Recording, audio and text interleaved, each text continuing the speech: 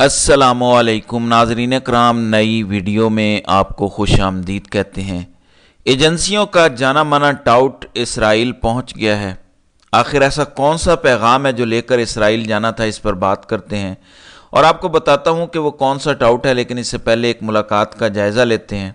Saudi वफद Pakistan पहुंचा हुआ है और ये इस वक्त दौरा किया जा रहा है जब मिडल ईस्ट एक जंग के दहाने पर खड़ा है, जब सऊदी अरब डिनाई कर रहा है कि उसने इसराइल की मदद नहीं की, लेकिन आलमी जरीदे दावा कर रहे हैं कि यह मदद की गई है। वॉल स्ट्रीट जर्नल की रिपोर्ट यह कहती है कि सऊदी अरब समेत मुख्तलिफ अरब ममालिक ने ईरान का हमला नाकाम बनाने में बहुत मदद दी है। इसी दौरान सऊदी वफद पाकिस्तान आ गया है और बज़ाहिर जो एजेंडा है कि पाकिस्तान में मुख्तलिफ जगहों पे जो इन्वेस्टमेंट करनी है या पाकिस्तान जो इदारे बेच रहा है, फॉर एग्जांपल PIA की निचकारी कर रहा है, उसको बेचा जा रहा है, तो सऊदी अरब को प्रेजेंटेशन दी गई है कि आप ये ख़रीद सकते हैं। इसी तरह माइनिंग इंडस्ट्री जिसमें सोने तांबे के ज़खायर हैं उसमें इन्वेस्ट कर सकते हैं, ये प्रेजेंटेशन वगैरह दी गई हैं।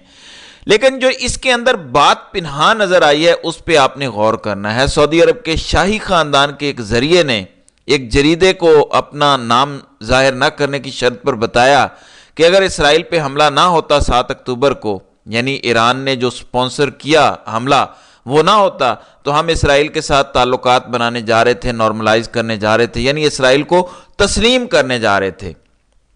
आपको अच्छी तरह पता होना चाहिए कि पाकिस्तान में रजीम चेंज ऑपरेशन की एक वजह यह भी है कि पाकिस्तान ने ब्लॉक में सऊदी अरब अगर करता है इसराइल को तस्लीम तो तस्लीम करना है, और जाहिर है एक सेटलमेंट के बाद ही होगा कि फ़लस्तीन को कोई छोटा मोटा बॉर्डर दे दिया जाएगा कि तुम टुकड़ों में रहो, जबकि इसराइल की एक पूरी स्टेट बनाई जाएगी और उसको कहा जाएगा कि पूरी दुनिया इसको तस्लीम करे और उसमें पाकिस्तान भी तस्लीम करेगा। तो रजीम चेंज की एक वजह यह है, लेकिन ये जो हमला हुआ उसके बाद ये सब डिले हो गया और इसीलिए पाकिस्तान को पैसा नहीं मिला। पिछले साल हमें कहा गया कि अरब ममालिक 25 अरब डॉलर की सरमायाकारी पाकिस्तान में करने जा रहे हैं, फिर अचानक ये हमला होता है और अरब ममालिक की सरमायाकारी खटाई में पड़ जाती है, सब कुछ गायब हो जाता है। सितंबर अक्टूबर की बात है सरमायाकारी की खबरों की, अब तक कोई सरमायाकारी अरब ममालिक की जानिब से नहीं आई।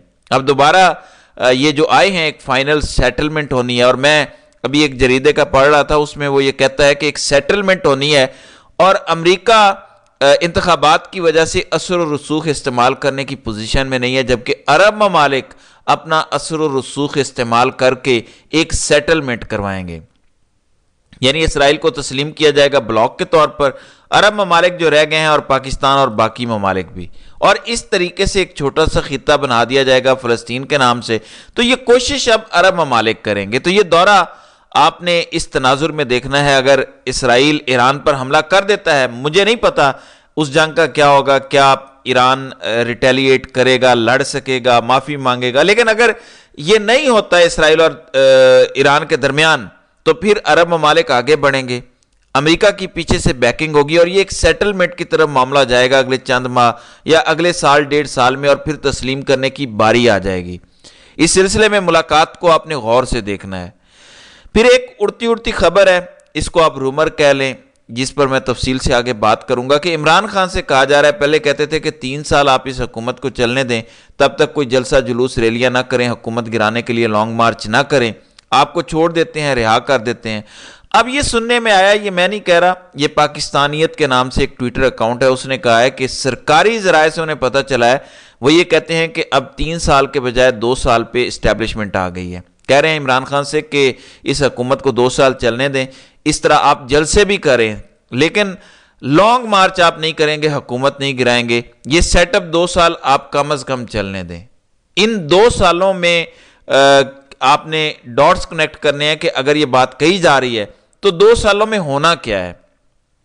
चंद एक्सटेंशन होनी है, ये तो कन्फर्म है, काजी की एक्सटेंशन अभी चंद दिनों में आ जाएगी। तहरीक इंसाफ से जो मखसूस नशिस्तें ली गई हैं उसकी वजह यही है कि अपने नंबर 224 पूरे करने हैं। सेनेट में भी यही किया गया है, क्योंकि आईनी तरमीम करने के लिए आपको दोनों हाउसेज में 2/3 अक्सरियत चाहिए होती है। इसके साथ साथ इसराइल को तस्लीम करना भी इन्हीं 2 सालों में मुमकिन हो सकता है और एक गेम ही हो सकती है। मैं कॉमन सेंस यूज कर रहा हूं, ये कोई खबर नहीं है।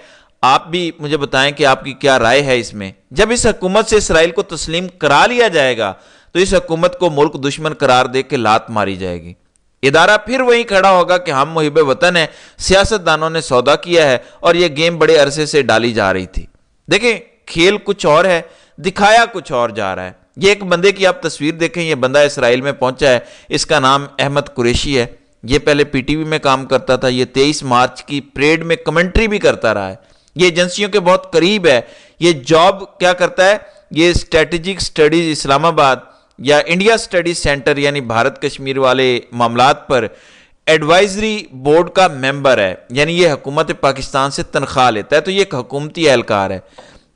باقی انسٹیٹیوٹ آف اسٹریٹجک سٹڈیز اسلام آباد میں کام کرنے کا مطلب ہے کہ یہ ہمارے اداروں کے لیے کام کر رہا ہے، اس طرح کے کام سویلینز تو نہیں کرتے۔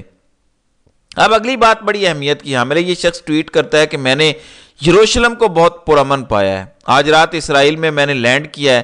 یہ اس نے خود اقرار کیا ہے۔ وہ یہ کہتا ہے کہ جو لوگ کہتے ہیں کہ پینک پھیلا ہوا ہے اسرائیل میں، ان کو یہ بتا رہا ہے کہ اسرائیلی پوری طرح سیٹسفائیڈ ہیں کہ کس طرح ایران کا اٹیک ناکام بنا دیا گیا ہے۔ اس کے بعد وہ آگے کہتا ہے کہ اسرائیل میں مختلف ملکوں سے فلائٹوں کی لائنیں لگی ہوئی ہیں، دبئی سے 12 فلائٹیں اسرائیل میں آئی ہیں پیر کو، یورپ سے آ رہی ہیں، ترکی سے آ رہی ہیں، مراکو سے آ رہی ہیں، یعنی اسرائیل میں آل از اوکے کی رپورٹ ہے، یعنی یہ اسرائیل بالکل مطمئن ہے۔ اب آپ اندازہ لگائیں کہ یہ شخص پاکستان کے اداروں کے لیے کام کرتا ہے، حکومت کے لیے کام کرتا ہے مبینہ طور پہ، اگر تو یہ اسرائیل میں کیا لینے گیا ہے، اور پھر اسرائیل کے نقطہ نظر کو کیوں ٹویٹ کے ذریعے اجاگر کر رہا ہے، اور کیوں کہہ رہا ہے کہ اسرائیلی بڑے خوش ہیں، اسرائیلی ایران کا حملہ ناکام بنانے پر پوری تسلی کیے ہوئے ہیں، اسرائیل بڑے سکون سے سو رہا ہے، اسرائیل میں فلائٹس آ رہی ہیں، پرامن شہر ہے، کوئی مسئلہ نہیں ہے۔ اب آپ سارے ڈاٹس کنیکٹ کریں، کیا حکومت کا یہ اہلکار، ایجنسیوں کا یہ ٹاؤٹ کوئی پیغام لے کر اسرائیل گیا ہے اس وقت جب اسرائیل ایران پر حملہ کرنے جا رہا ہے؟ میں کسی پہ الزام نہیں لگا رہا، صرف سوال پوچھ رہا ہوں، کیا کوئی پیغام ہے کہ ہم نیوٹرل رہیں گے، ہماری طرف سے کوئی ریاکشن نہیں آئے گا، یا یہ صرف میں ایسے ہی بات کر رہا ہوں؟ یہ میں ناظرین اکرام آپ سے سوال پوچھ رہا ہوں۔ اب یہ تو میں نے آپ کے سامنے سارا سینیریو رکھ دیا ہے۔ اب ایک سینیریو پاکستان میں بھی بنا ہوا ہے حقیقی آزادی کا، اس کے بغیر پاکستان کا کوئی مستقبل نہیں ہے، اس پر میں ایک چھوٹا سا کلپ سنوانا چاہتا ہوں، یہ ذرا سنیں۔ غصہ ہے، جھنجھلاہٹ ہے، کیونکہ ہمارا حق چھین لیا گیا ہے، ایک جھوٹی سرکار مسلط کر دی گئی ہے، تو کیا کریں؟ پیچھے ہٹ جائیں، خاموش ہو جائیں؟ ہرگز نہیں، ہر محاذ پر کھڑے ہوں گے، ہر مارکے کا مقابلہ کریں گے۔ یاد رکھیں، عمران خان اس ظلم کے نظام کے خلاف ڈٹا ہوا ہے۔ ہم نے عزم سے ہر مشکل کا، ہر نئے مارکے کا سامنا کرنا ہے۔ 21 اپریل کو ایک نیا مارکا ہے، ہمارے ہی ووٹ کی طاقت سے آزاد ہوگا عمران خان، مضبوط ہوگا پاکستان۔ جی ناظرین اکرام، یہ تحریک انصاف نے جاری کیا ہے، ان کے زیادہ تر امیدواروں کا نشان گھوڑا ہے، اور 21 اپریل کو یہ انتخابات ہو رہے ہیں۔ یہ اہم اس لیے ہے کہ تحریک انصاف کو آج کی تاریخ میں جو ان سے چھینی گئی 3 سیٹیں ہیں وہ واپس مل چکی ہیں۔ آج کے دن NA 81 کی سیٹ انہیں واپس ملی ہے، اس سے پہلے رانا فراز نون کی جو سیٹ NA 154 لودھراں کی تھی وہ نون لیگ کو دی گئی تھی، وہ اب واپس ملی ہے، اور محمد عاطف PP 31 ننکانہ صاحب کی سیٹ بھی تحریک انصاف کو واپس ملی ہے۔ جیسے میں نے آپ کو بتایا کہ عمران خان کو کہا جا رہا ہے کہ 2 سال کے لیے چپ کر جائیں، تو وہاں پہ آفر بھی دی جا رہی ہے کہ آپ کی کچھ سیٹیں آپ کو واپس کر دی جائیں گی، یعنی فارم 45 والی بھی سیٹیں دی جائیں گی، لیکن آپ نے سیٹ اپ کو نہیں گرانا اور آپ نے اسمبلی کا ممبر نہیں بننا۔ تو اس طرح کی شرائط رکھی جا رہی ہیں، ظاہر ہے عمران خان نہیں مانے، اس لیے آج عمران خان کی اپنی ٹیم سے ملاقات ایک شیشے کے پیچھے ہوئی ہے جس میں مائک بھی تھا، کیمرہ بھی تھا، وہاں سے عمران خان کی ایک ایک بات کو ریکارڈ کیا گیا ہے۔ تحریک انصاف نے اس پر احتجاج بھی کیا ہے، لیکن اس حرکت سے یہ پتہ چلتا ہے کہ عمران خان نے ڈیل کرنے سے انکار کیا ہے، جس کی بنیاد پر سختیاں بڑھائی گئی ہیں۔ تو 2 گیمیں کھیلی جا رہی ہیں، ایک اسرائیل کے حوالے سے اور دوسری پاکستان میں عمران خان کی حقیقی آزادی کا طوطی بول رہا ہے۔ تو دیکھتے ہیں آگے آنے والے دنوں میں مزید کیا ہوتا ہے۔ تو ناظرین کرام، آپ کی اس ویڈیو کے حوالے سے کیا رائے ہے؟ آپ اپنی رائے کا اظہار کامنٹ سیکشن میں ضرور کیجیے گا۔